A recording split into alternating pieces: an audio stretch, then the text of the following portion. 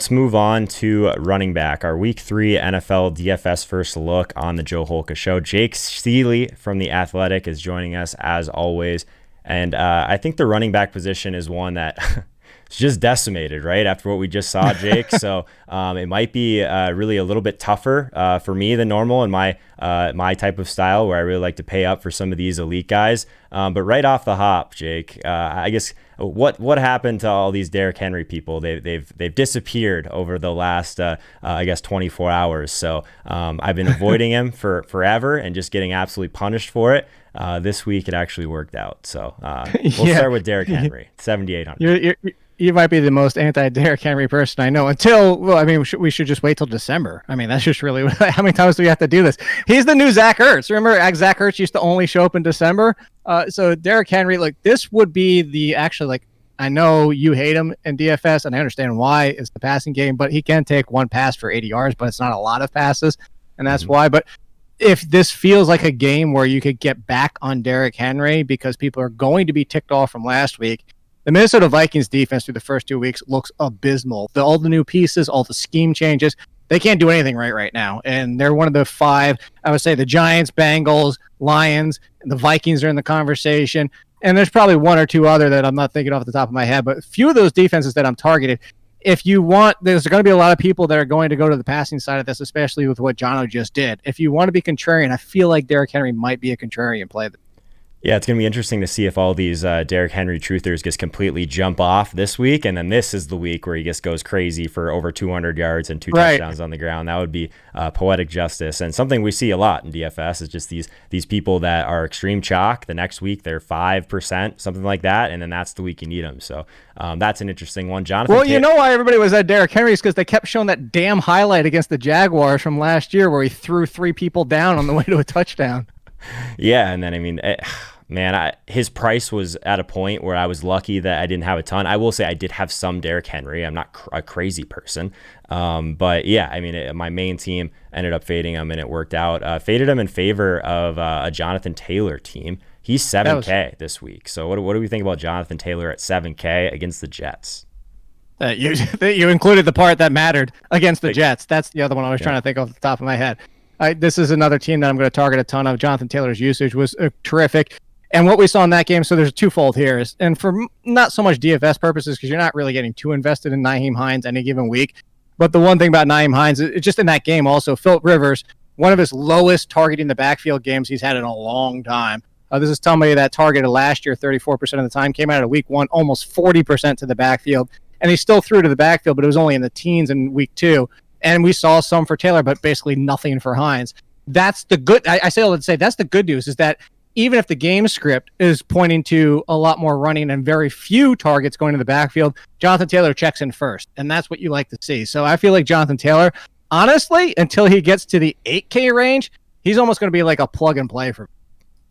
Yeah, I'm with you. I liked what I saw from him quite a bit. I think that even in this spot, that obviously makes a ton of sense to go after them against the Jets. One name that I have to ask you about it because you know my history with this pick, and you brought him up. You're going to be bringing him up earlier, I'm sure, or later, I'm sure as well. 6,200, Leonard Fournette. Lenny, what do we think about Uncle Lenny this week at 6,200? I don't know. Am I guess getting my hopes up after what we saw, that volume when all these people are playing Rojo for some reason, which I never understand that one fully. I guess I get he was 5,900, all of that. But what do we think about Lenny this week going forward? Because his price still probably hasn't caught up if he's going to be getting that type of work. Well, the Rojo I also understood because they had maybe 5 decent defenders and 2 of them were out for that game. So I understood the Rojo, but here's the thing is that's fumble, which they already came out and Arians is blaming him on the fumble. Like they didn't just say like, oh, it was just a mishandled, miscommunication. No, it's all Ronald Jones' fault. He was looking for a reason to make the switch because once that happened, the rest of the game, 5 touches for Ronald Jones, 14 for Leonard Fournette. He was waiting to make the switch. And so I'm in on Fournette. I think at this price, the Denver defense, even with all their injuries, looks better than I thought they would. Actually, the Denver Broncos and the Los Angeles Chargers, both of them, for all the injuries they've suffered and how good they're both playing, I give them credit. So it's not a cakewalk of a matchup, but it is a nice situation here. And if you look at this, you want kind of a balanced approach. And Tom Brady's just definitely not flinging the ball around yet. Although It's the first week out of 3 we're actually getting Mike Evans and Chris Godwin. So that's why I'd be a little hesitant to Fournette, but the prices. Yeah, I'm with you. We'll get to in the waiver section if you want to try and go the backup running back route, either to be filling in for Christian McCaffrey or Saquon Barkley. But check out that video. So digging a little bit deeper into running backs now, guys. I think this is one of the ones that you'll have to keep an eye on throughout the week as this data sheet kind of fills itself out a little bit. Again, if you're here for the first time, linemovement.com, resources, NFL data table. So this is where we'll kind of walk through our first look. Obviously, Christian McCaffrey will be out of here shortly as soon as we get some projections that come through. I want to kind of move down a tier. What do we think about this Derrick Henry, Dalvin Cook, Josh Jacobs tier? We can even throw Zeke into that mix. But this mid 7K range, obviously we have Jonathan Taylor at 7K now. It's a really interesting conversation to have. Do we have a preference in the chat between those guys? Who should we look into a little bit here? I'll say this matchup for Josh Jacobs against New England, I think it's a little interesting, personally.